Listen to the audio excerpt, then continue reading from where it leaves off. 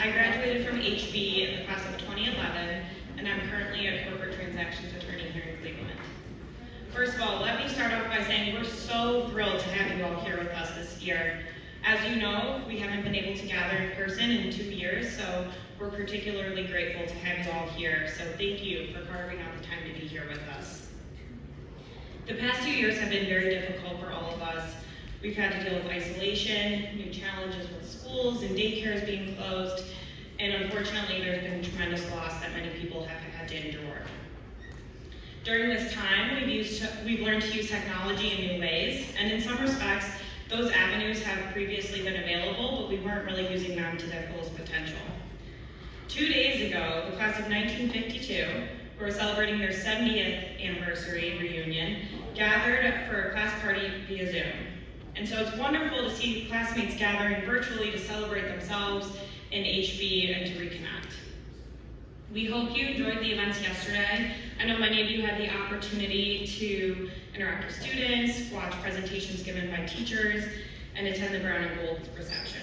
This morning, many of us attended the Coffee and Conversations discussion regarding the fellowships and applied studies and presentations by astronaut fellows.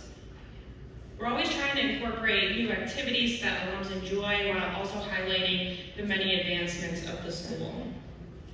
It's exciting to reconnect with friends and classmates throughout the weekend, and Alumni Weekend's meant to celebrate all alumni from all class years, so we're delighted to have each and every one of you here with us this weekend. This weekend we welcome 195 alumni representing 27 states and 2 countries. And let us take a moment of silence to remember the alumni we've lost since the last milestone reunion.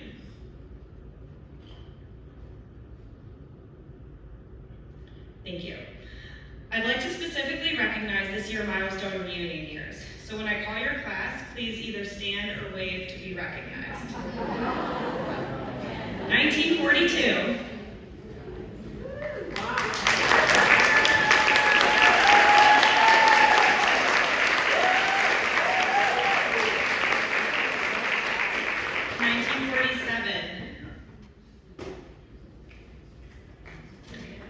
1952, 1957,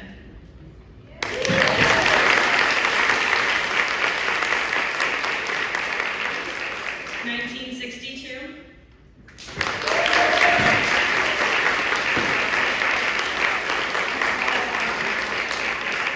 1967,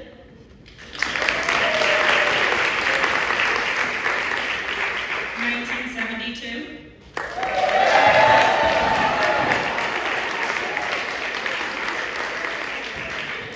1977,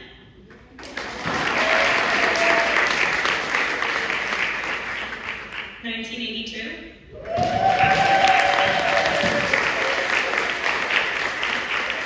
1987, 1992,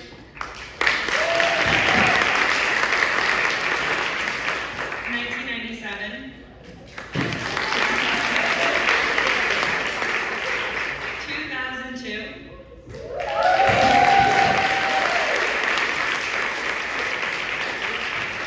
2007, 2012, okay, and 2017.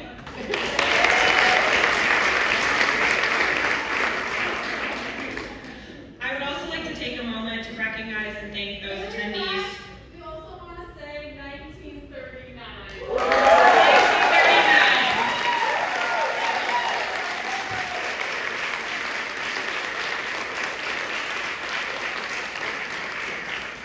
That's incredible. Thank you for being here.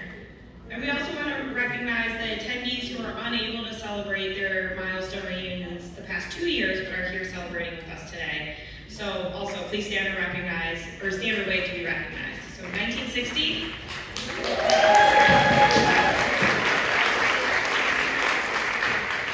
1961, 1970, 2000, and 2005. of course, we have many non-reunion attendees present today, and we would also like to thank you for being here and celebrating with us. And there are a few more people I would like to recognize and to thank for this weekend, so please wave or stand to be recognized when we announce you. All reunion volunteers, including class party planners and class fundraising volunteers.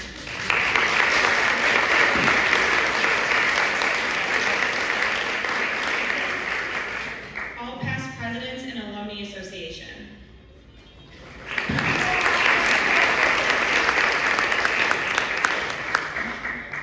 All alumni who have celebrated their 50th reunion, let's give them a round of applause because we all know who they are.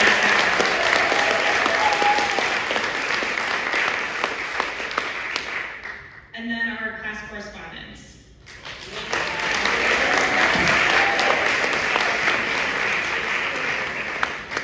And lastly, I'd like to recognize the alumna who has traveled the furthest distance to be here with us this weekend. And I actually had the opportunity to meet her right before this. So Gertrude Vasa Ulrichs from the class of 1967 has traveled 4,050 miles from Germany to be here with us.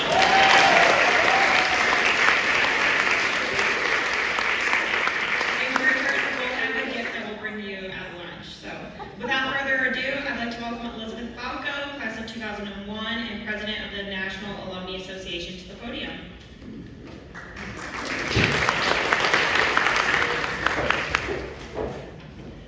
Alana, thank you so much for your thoughtful and dedicated service as Alumnae Weekend Chair. Well, good afternoon. It is such a pleasure to be here with you all today. I'm Elizabeth Falco, a very proud member of the class of 2001 and president of the National Alumni Council. The Alumni Council encourages, cultivates, and maintains a spirit of fellowship and connection among all alumni. We provide opportunities for alumni to participate in programs that support the mission of the school and celebrate the values of a halfway brown education. We look forward to finding new ways to activate and engage local alumni, as well as to further leverage the power of digital tools to enhance connections between alumni, regardless of class year and geographic location. We have a lot of exciting plans for this coming year, and we welcome you all to get involved. If you're interested in joining, please see Missy or Tina this weekend and let them know that you're interested. Reunions are special celebrations, and we're so grateful for everyone who made a reunion gift in honor of this milestone. Alumni philanthropy has had a transformative impact on our school. When we were students, we benefited from the generosity of alums who came before us. And now I want to thank you all of you, who chose to continue this legacy by giving the benefit of an HB education to students of the future. Today, I'm excited to present 3 awards. The classes receiving these awards will take a picture after the ceremony down in the atrium. First, the Alumnae Association Past Presidents Bowl is presented on behalf of the Alumnae Council's past presidents to the class that has given the most dollars to Hathaway Brown during their reunion year. I'm like a little drum roll. Raising a total of $351,920, the winner of the annual Alumnae Association Past Presidents Bowl is the class of 1972.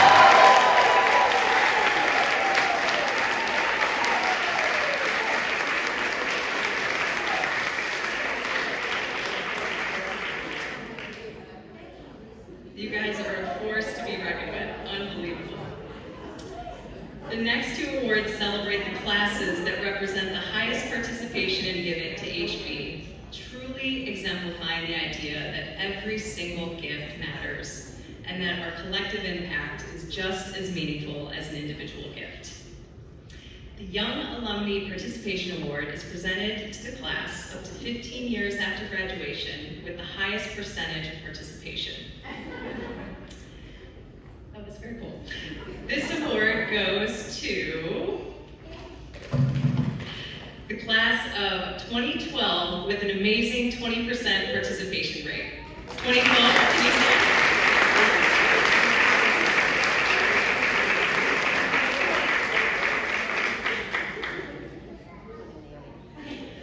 Our final award is the the Jane Geckler Seelbach 39 Champagne Cup.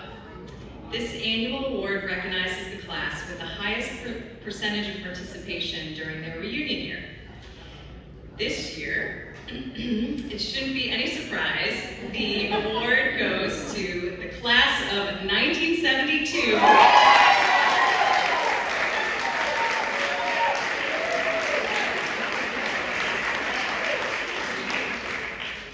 With an astonishing 73% participation.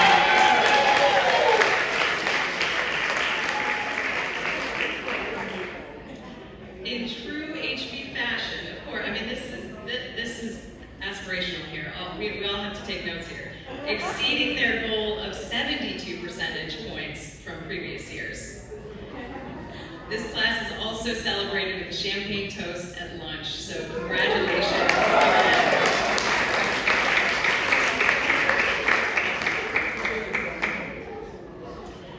And now we have a special surprise. We would also like to recognize the class of 1960 who won the Jane Geckler Seelbach Champagne Cup in 2020. Sadly, they were not able to celebrate during their milestone years, so we would like to recognize your achievement here today. You also will receive a champagne lunch today.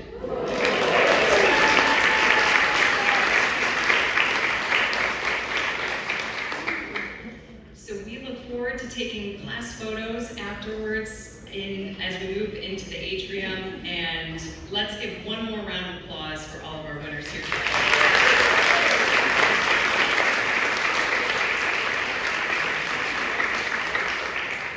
And now I'm pleased to introduce Dr. Fran Bisselle, Head of School.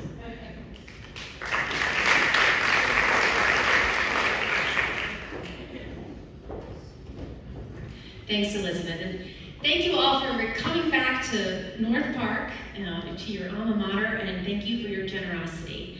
And thank you for talking about HB wherever you are, too. The strength of our alumni national network is that we champion each other, and we support each other, and it's intergenerational, and I'm just deeply grateful for all of you being here and for all of your generosity. I also want to thank three other folks. First, I want to thank Elizabeth Falco, class of 2001, for her extraordinary leadership of our National Alumnae Association, rebranded this year, because it certainly is. I want to thank Alana Guy, 2011, for her leadership of this weekend.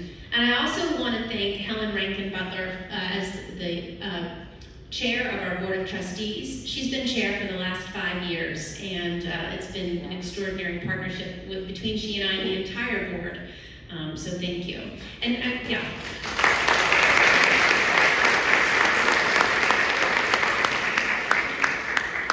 We also have members here who have been on the Board of Trustees. If you've been on the board, if you could just raise your hand, because behind the scenes, I'm grateful for all of your leadership and how much you've given back too. So I am so delighted to share with you the state of the school, and hopefully you've been able to walk around and see the school and know that things are going quite well. We've done a lot of renovation, and I'm going to talk a little bit about our prime renovation. But one of the things we have not renovated is when you stand up and sit down on these chairs, they will make the same exact sound as you will have remembered. And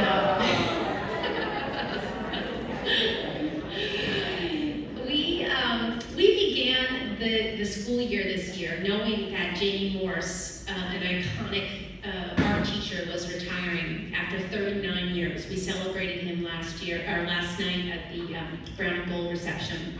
And so we talked a little bit about photography and lenses, and how important lenses are to developing what you see in the world, and certainly how anchoring they are to our perspective of diversity, equity, inclusion, belonging, and sisterhood that really is truly all-encompassing. And so we used these silly and fun images kind of we've used this with the students, we've used this with the faculty, to really make us understand how important active inclusion is. And it's been an absolute North Star for our entire community. We want every girl on campus, every student, to feel like this is their second home. And how do you do that? So we need to explain sometimes how we do that. And so we talk about creating clarity and finding common ground and lifting people up. And I need to say, at every reunion party I have been to or gathering, this seems to be a natural, intuitive, what's in the blood of HB. You do that with each other. And we're teaching our girls how to do this too. We did have the Neuro Leadership Institute come and do quite a few professional development moments with my administration and the Board of Trustees to make sure that sense of belonging, that focus on diversity, equity, and inclusion is paramount in our culture. Because we do have, last year, we had over 194 new students from 70 different Northeast Ohio towns and cities. There are 30 languages spoken at home. We are approaching the number where about 50% of our, it's almost 50% of our student population is non-white. And we are so proud that that's who HB is today. And we are also proud that we have 205 faculty and staff. We really look at that community as strong and joyful. And I think when the pandemic took school away for a little bit, everybody doesn't take that for granted anymore. By the way, tonight is prom, so school, and there's a champion lacrosse game happening on right now, so you may think, the school doesn't, you can't feel the energy and excitement from the girls. Things are happening even now on their front as well. The Board of Trustees has been very focused, not just on optimizing our campus, but also to do so in a financially sustainable way. Because we do know if we can do that well, we can give and really be more generous with our tuition assistance. And our whole budget at HB is about $22 million, and we give close to 5.5, it's gonna be even closer to 6 next year, $1 million of tuition assistance in garnering the best and brightest girls from all over. Last year we were able to raise our goal of $2.1 million, but we've also been fundraising pretty aggressively to do this renovation project. And so far we've raised close to $47 million in the last 3 years so that we can do these projects without carrying debt. Because we do believe in intergenerational equity of resources. And that is an important piece of stewarding who we are business-wise as HB moving forward. For the 4th or 5th year in a row, we have been ranked the #1 girls' school in Ohio and the #1 college preparatory school. I would just want to be the #1 school in Ohio, right? I mean, why didn't I put girls in front of that? Because we are the #1 school, and we're very proud. And I do have an extraordinary team of educators who are innovative and dedicated to really looking about iterating at every moment our curriculum so we can match it with what our girls need today in the world. When we started the school year, we had a couple anticipated challenges. We wanted to make sure post-pandemic that people felt that sense of belonging. 194 new students was quite a high number, and so we wanted to make people feel a part of the community. Parents were not allowed in our building for over a year and a bit because of the pandemic. And part of that reason wasn't that we don't like parents, we love our parents, but we have so many different age groups and vaccinations. While high school could be vaccinated, the 6-month-olds were not. And so we were really trying our best with COVID to make sure that school was an absolutely safe place, and minimizing the number of outside people coming in the building seemed to be a good way to do it. So we knew we needed to make sure that we had a sense of belonging and connectivity, and that was a whole bunch of innovations of how we used video and how do we use Zoom and how do we make sure parents feel still a part of the fabric and a partner in school. We know that social media and certainly cybersecurity are big concerns. I mean, it sounds like the macro is the cybersecurity, the micro is the social media in some ways. But we really look at how we can best prepare our students to win at social. So we invested in some curriculum and some training for our faculty and staff. DEIB work has never been more important, and we want to make sure that we do that well and thoughtfully and always learn. We want to continue to learn from our alums who are outside and how we can do things better. And we're curious about that. We want to really make sure that we do that well. So we spend a lot of professional development money getting that training for our faculty and staff and making sure we can execute that as best and in the most heartfelt way we can. And it stands for diversity. It stands for diversity, equity, inclusion, and belonging. So DEIB is, thank you. And SEL is social and emotional learning. So they're obviously connected, right? So diversity, equity, inclusion, and social and emotional. For a kindergarten, is how do you make a friend who doesn't maybe look like you, right? And how do you give them those skills? And how do you be able to ask questions? And how can you have a lifelong friendship, which so many of you have? And really to kind of deconstruct that in ways to make it more meaningful for the girls. So we really focus a lot on that as a school. We had some less anticipated challenges that came our way on the road of the school year.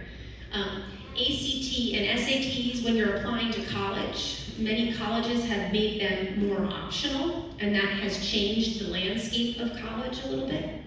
And what we have found is that that only has made our fellowships more important and helps our girls be more distinguished in the process, that they've been able to put their knowledge in action. So while the landscape of college changes, we also have opportunities here for girls to continue to distinguish themselves. We were thrilled that our Aspire program, which is our summer program for, which teaches, it's almost like a mini Teach for America in that it teaches students and provides under-resourced, girls from under-resourced schools opportunities for leadership development in the summer. We were able to endow that program, so it will last in perpetuity, and we're just so thrilled that that will be something, a part of who we are, and we're very proud of that. We also have more Aspire students applying to HB, and so that would be the next piece of that legacy. We had construction delays, and I'm sure if any of you do a construction project through a pandemic, it was it was challenging. And yet we also, the girls were very involved in that as part of the sustainability fellowship. So they were learning about why we were having these construction delays, but then we made it a meaningful learning moment. Critical race theory backlash intensifying. We just love that we have authentic dialogue here in our classrooms, that we teach girls not what to think, but how to think. And we love that there's that respect for different sides of the political spectrum here. We do know that many schools have been targets of outside groups kind of trying to blow up their curriculum or trying to say things that aren't true or nice or things about what's going on.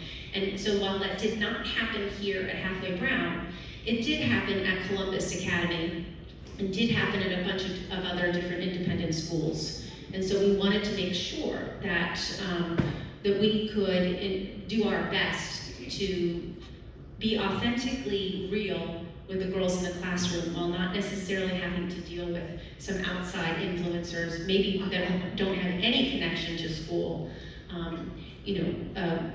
not respect who we are. And so that was a bit of a balance.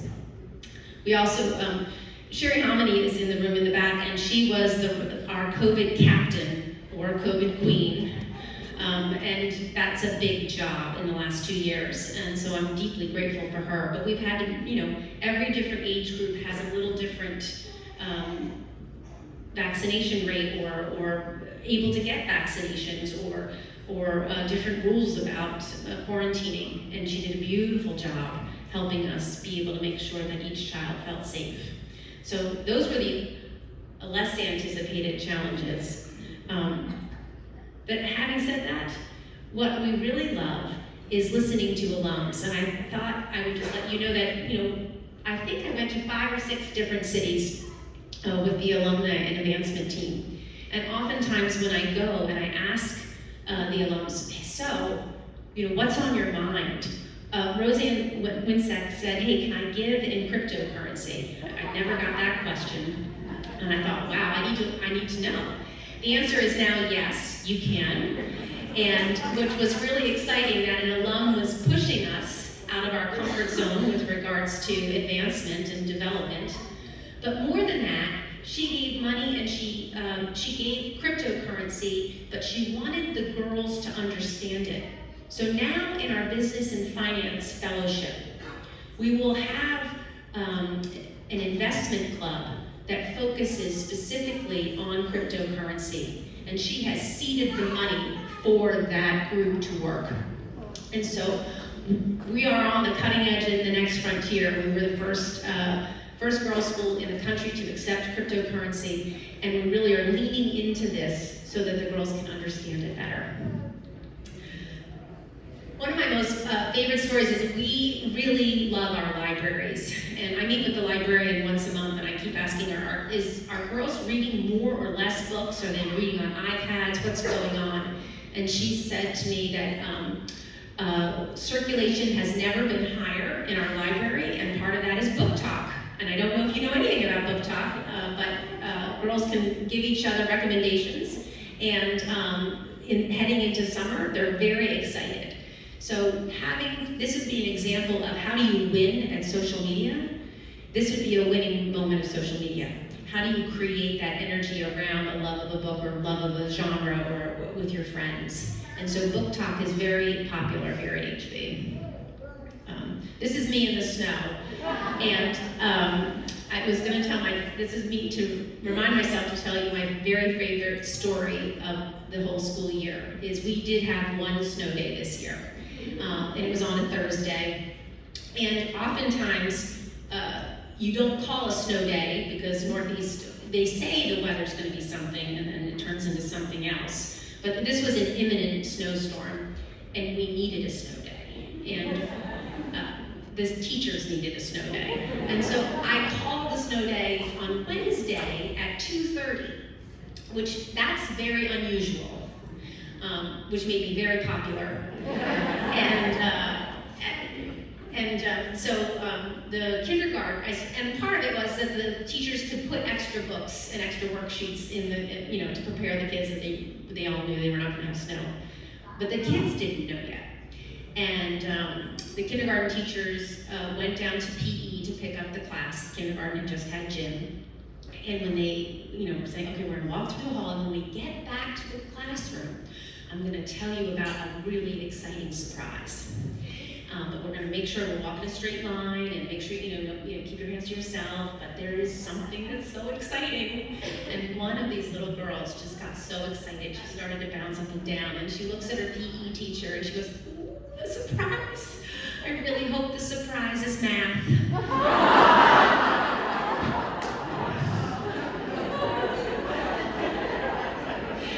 That's HB in a nutshell.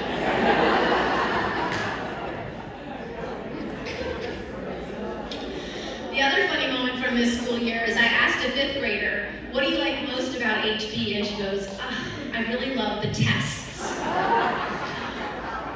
And I was like, the tests, Marion? Really? She goes, I want to know how I'm doing. I want to know how I can do better. And I think that really kind of points us to a conversation I had with an alum who said interpersonal dynamics was the best course she ever took at Stanford, and that feedback is really an anchor to growth. And I know my faculty and staff have worked really hard to create those developmentally appropriate feedback moments that feel empowering to girls, feel empowering to the students. So really linking what an alum has said to what we're doing here, because I do think feedback really does create confidence. These are, when we look at our national alums, and we are so focused on building this, I'm so excited that our 150th school year is 4 years away. And so Elizabeth Falco and the entire Alumni Council really do want to build a national network. And I do believe that national network, because of technology and how we survived the pandemic, we don't need to always physically be here at North Park, although we love you here, keep coming back. But we know we send girls all over the world and all over the country, and how can we connect them with other HB graduates? And so this is just a little bit about where people are, and really all over and exciting. The ones in yellow were the ones I was able to visit by January 1st. I also went to Florida, headed to Massachusetts, and Washington, D.C. So thrilled that we have so many HB alums everywhere. Finally, I was able to talk to a woman out in California about what she does, and she was really insightful in saying her science research inspired her to be a physics major, and because she was so good at research, she became a venture capitalist with an eye towards towards science. And she spoke to the girls, and the girls loved understanding her journey, and they were inspired by that. But so much of our fellowships, hopefully you were able to listen to Scott Parsons' lecture this morning, that idea of knowledge in action. You just don't have knowledge to have knowledge, but that curiosity and putting that knowledge in action will take many different forms. We know that what we're teaching the girls today, maybe 20 years from now, may be a totally different profession that we haven't even thought about. And so making sure that that flexibility of application is a part of their experience here. So, and that's, the teachers talk about that a lot. And finally, I love Carly Roller was class of, I think 2017, talked to her in Washington, D.C., and she was saying, Dr. Bisselle, I was so curious to know why your generation is so formal on the phone and my generation isn't. And she goes, well, we just text. We don't talk on the phone. Or you used to have to answer the phone growing up. Hello, Bateman residents, this is Fran, may I help you? And she was just so cute and analytical about how generations have different styles of communicating and how important this was for her to learn. She goes, I'm a great writer, but now I know I need to know my audience, and that my audience, understanding that audience is generational. So, of course, Scott and I talked about how the Osborne Writing Center can better anchor this into what he does in the fellowship. So these are just really sweet little stories to tell you that we are constantly listening to you and hearing what the alum experience is and how we can be better here. And that's, I think that's why HB is so strong, is because there's so many voices that help us do that well. And finally, I wanted to kind of go through a little bit about the next frontier of building, which is our early childhood and prime renovation. We will break ground in mid-June for a 21-month project that we're thrilled and excited about. And we want to create that sense of place, that sense of home, and design something specifically for those early learning years. That is age 2 through 4th grade, probably age 10. And we've been listening, if you can believe it, to those 10-year-olds. They have strong opinions as 8th grade leaders. And we've been listening to the teachers, and we've been listening to the parents, and how we can make sure that our physical space becomes a teaching tool for the future. Specifically, we outlined with the architect what our priorities are. Obviously, we want distinguished academics, we want this knowledge and action, even at that age group. Those silly little lemonade stand moments in 2nd grade develop into business and finance fellowships, and yes, managing cryptocurrency in high school. So that kind of vertically integrated curriculum. We want every girl, every student to feel empowered. We have really unique curriculum choices down in the prime, and I explained it the other day. Our Bridges in mathematics curriculum, but we used to have that rote what's 10 plus 10 and do your times tables, and that's good. We still need that. But what we wanted to cultivate is this math aptitude. And so Bridges does this well by saying, instead of what does 10 plus 10 equal, they'll say, how many ways can you get to 20? And that unique dialogue that starts to happen in that classroom. I was in, I believe it was second grade when they were asked this question, and one of the girls said, 19 and a half plus a half. And now you're already into fractions, right? And so this is really a very different way of approaching math thinking. And if you complement that with some of the traditional rote ways of doing things, you really get a very different mathematician in those early years. Storyline is similar in that it's an emergent curriculum that uses the girl's voice to define the direction of what the research or what the writing is going to do. And so these are very unique to HB. We also in the early childhood have a nature-based, project-based learning and what's called conscious discipline, which is that SEL, social emotional learning for 2 and 3 and 4-year-olds, which is also using the same language that the parents use and the teachers use, so that I can identify my emotions and figure out how to go from there. So all of these really create needs. Conscious discipline, you want to be having dimmable lights so that the children can calm themselves down. And so really unique ways to make the environment reflect these priorities. Of course, we also need HVAC system, heating and cooling. We still have the clanking radiator heat down there in the dorm. We do need an elevator to get to the 3rd floor of that dorm. We need air quality and safety and storage and all of the major to-do lists in this project. And then we also wanted to make it, again, feel like HB and feel like a living room. One of the innovations, the architect, who we've been working with for over 20 years, has is he's going to move the library in Prime to the 1st floor, so that when you walk in, that library becomes the living room, the hearth, and of course that's where you start learning for life. You pick up your book, right? And so that those kinds of really innovative ways to use that space to reflect our values. By the way, every time he comes, he takes a tour.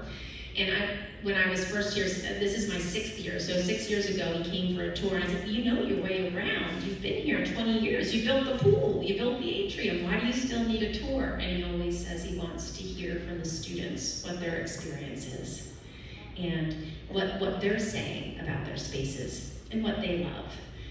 And so much of the design comes from that voice.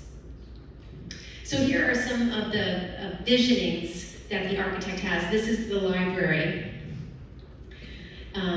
This is the basement, which is not really all that exciting, except to say that you haven't gone down to the basement to see the Idea Lab. I do hope you're able to go. A real sneaky way is to go from the atrium and you just kind of go down the hallway. We will expand that, so there'll be 2 Idea Labs down there because it's become so popular as a maker space for everyone. This is a little bit of a rearranging of where things are, but you'll see the green or the orange is the specials, and then the pink are the classrooms, and the blue are the offices. So you want to try to design things so there's some interaction between teachers, administrators, the specials, the classroom homes. This is a little fuzzy, but it is the muscle room. So this would be the first classroom you would come into. When you walk in, you go to the left, this would be the first space. If you have a school in Northeast Ohio and you have 2, 3, and 4-year-olds, you're gonna need an indoor play space for the months of November, December, January, February, March. And so this would be that. What's great about this is the architect comes in and he throws these pictures at the teachers. He says, what do you think? And the teachers say, oh, I like the cubbies on the inside. That gives them a sense of their own special spot that they need to go to. Or this makes sense, and I like the lighting here, and we can do circle time here, or this is a project space that makes sense. So they've been very innovative in creating a feedback loop as we continue to iterate things. This is the second floor, I believe, and you'll see at the very right, there's like a staircase. That is actually new construction. So most of it to the left is renovation, but there is an added piece to the right of new construction.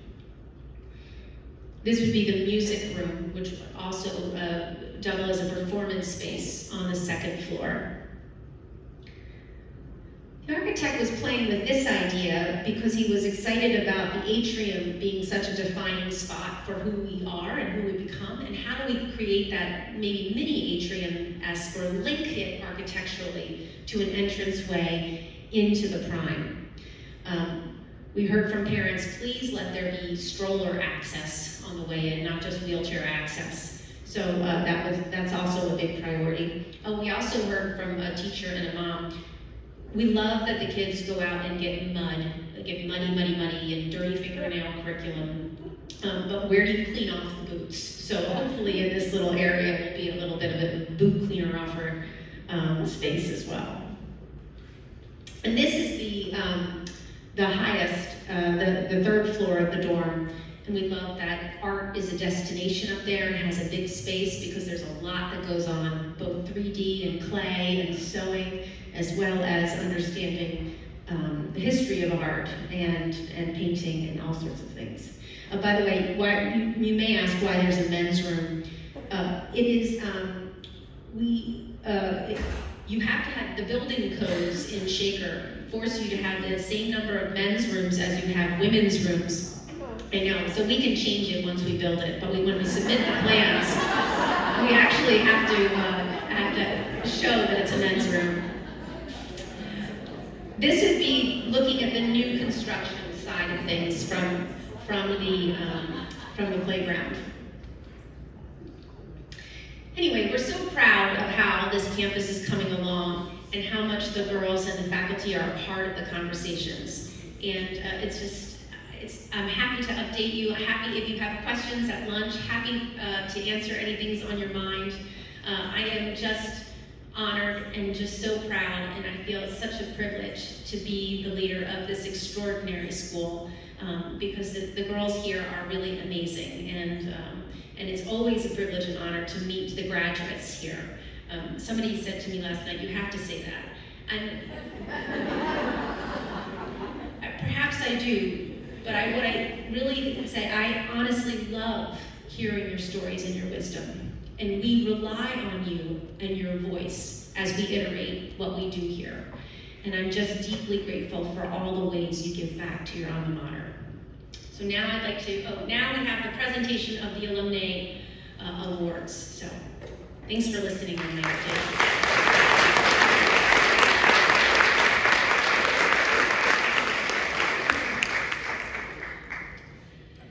HB established the Alumnae Award program in 1983 with the Distinguished Alumnae Award, and then added the Alumnae Achievement Award in 2004. Over the last 39 years, we have honored 69 alum, plus one entire class with these awards. And I think some of our Distinguished Alum and Alumnae Achievement Award winners are here today. So if you have won this award in the past, might you stand so we can recognize your distinguished achievements?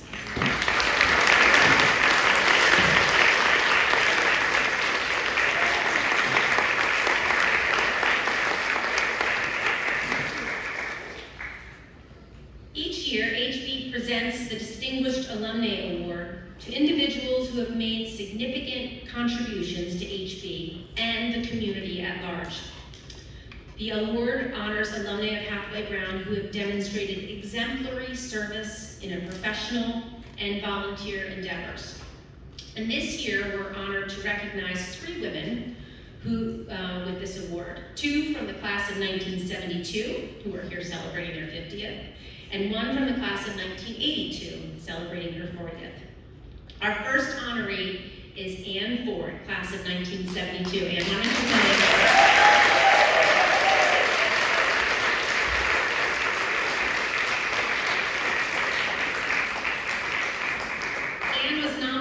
This award by a classmate who shared, quote, Anne has led an inspiring career as an attorney in her beloved adopted hometown of Washington, D.C. And now, stay up here, Anne.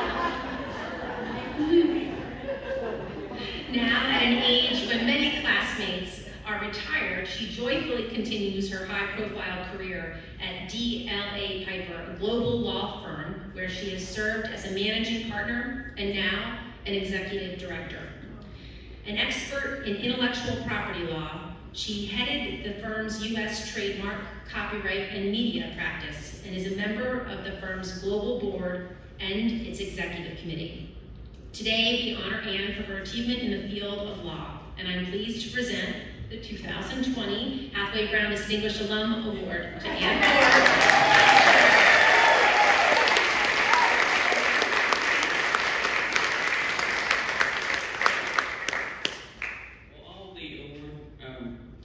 Awardees have had a pact, and we're not going to do long speeches, but I just wanted to say one thing, and that is last night and today at the Sternad Fellows meeting, and even this morning here, I've heard the phrase out of your comfort zone. And actually, one of the things that I remember most about HB is that whether it's in drama, or English literature, or science, or community service, this school pushed me out of my comfort zone. And that really helped me go into a field that I actually never thought I would go into, and do community service internationally and work at a large law firm in a way that, honestly, that never occurred to me when I was an undergrad.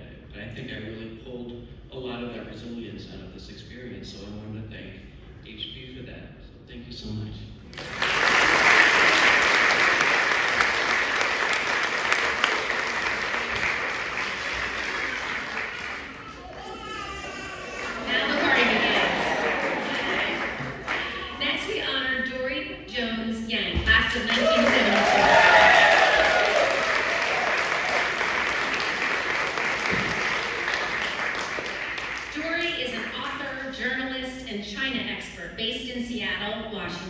And she worked for Business Week for 15 years in New York, Hong Kong, and Seattle, including 8 years as a foreign correspondent covering China and Southeast Asia. She covered the Tiananmen Square protest in Beijing in 1989, and she wrote about West Coast business and technology for U.S. News and World Report. Dory has written a wide variety of books, including historical fiction, business, inspiration, oral histories, and children's books, as well as a memoir of her years as a reporter covering China. It's an honor to present you the 2022 Halfway Brown Distinguished Alumnae Award. Congratulations, Dory.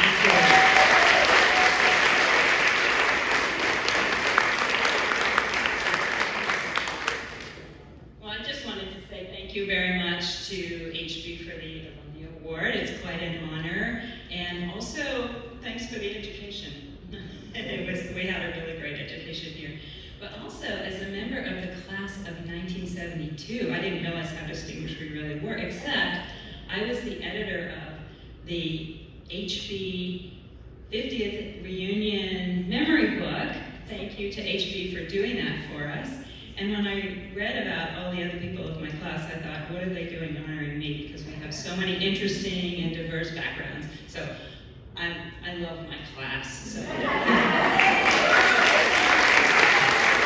Thank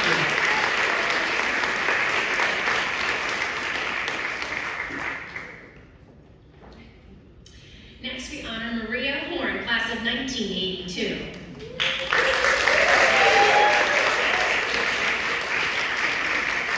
Maria is the state representative for Connecticut's 64th Assembly District. A native of Ohio, Representative Horn earned her BA from Princeton and went on to attend the University of Chicago Law School.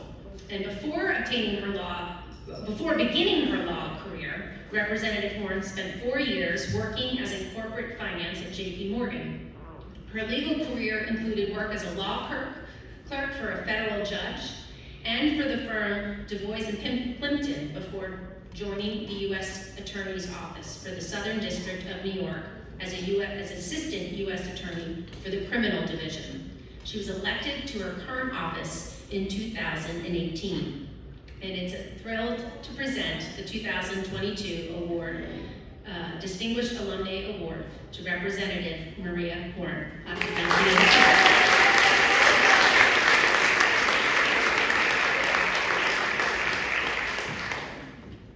Thank you. It's such a pleasure. I was telling my other award mates last time I was at this podium was when I gave my senior speech, which I believe was the first senior speech. Weren't we the first class to do senior speeches? I believe it was the first senior speech ever, and I told everybody how to change a flat tire. So if anyone has questions, see me after lunch. So my resume here reads as somebody who tried new things at various. There's a common thread that runs through a lot of it, but I moved on and tried new things and new challenges, and that is a direct result of this HB education. In particular, starting with the senior speech, or culminating with the senior speech. Standing up and speaking in front of other people, and having the belief that you belong in any room that you want to walk into. And you all do, and I know you walk into those rooms with confidence and pride, so thanks.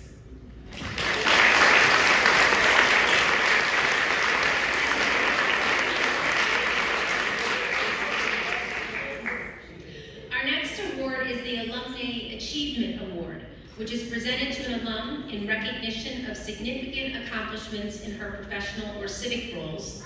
And this award is given to an alum who has graduated within the past 30 years. This year, we are honored to recognize Ali Tufor, class of 2020.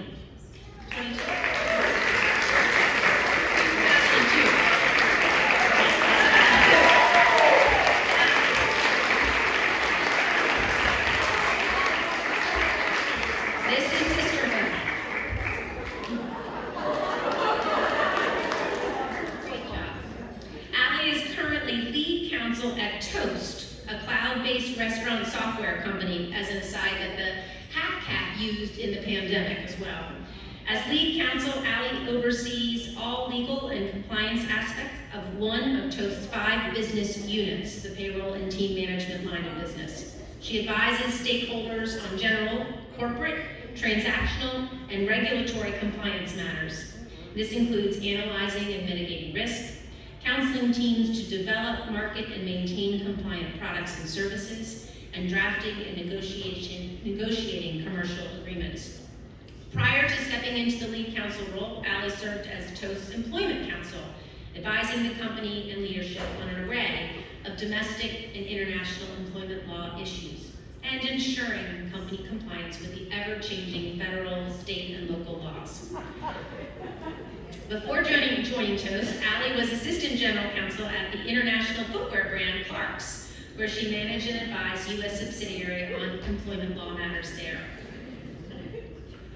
Before going in-house, Ali was an associate in the labor employment practice of the law firm Morgan, Lewis, and Lucas, where she represented a diverse array of employers in court and before administrative agencies. It's with great pride we present the 2022 Alumnae Achievement Award to Ali Tufor, Mom Extraordinaire.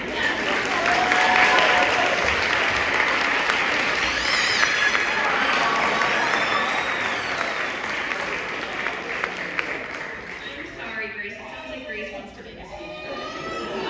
I'm incredibly, this is like every incredibly honored and excited to be back at HB. Incredibly honored to be recognized by such an institution that just plays such an important and special role in my heart. And also that's the foundation for our future. And thank you, faculty, staff, for educating us and educating and supporting and empowering the women of our future. I regret that we're in Chicago, and so my girls won't get the opportunity to attend HB, but will always have a very special place in my heart.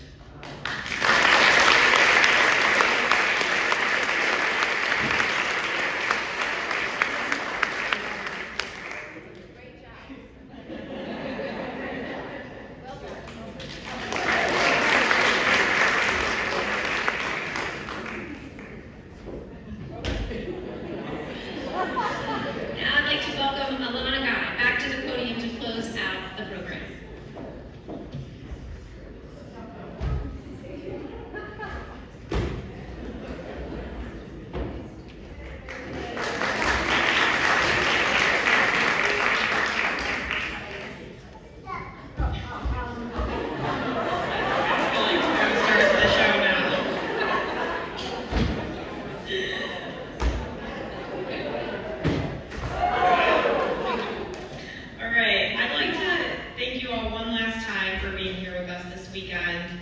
And one last big thank you to all the class planners and the giving volunteers for all your hard work. And then one last congratulations to all our award recipients. I mean, truly inspiring to all of us here today. Following this event, we are going to go down to the atrium for lunch and for class pictures. And we would like to try to avoid a traffic jam if possible. So we're going to stagger the class photos to avoid that. So class is celebrating your 50th to 80th reunion. You guys are going to take your pictures first. So when we go to the atrium, just gather there. There'll be signs for everybody, and we'll call you up one by one to the stairs for your photos. And then classes celebrating their 5th to 45th reunions are encouraged to go through the lunch line first, and then we'll call you over for your pictures after lunch.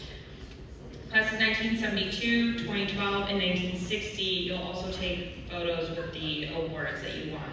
We'll have volunteers downstairs to help take personal photos on your phones once the professional photographer is finished. So please take a few minutes to enjoy the artwork and the projects throughout the hallways.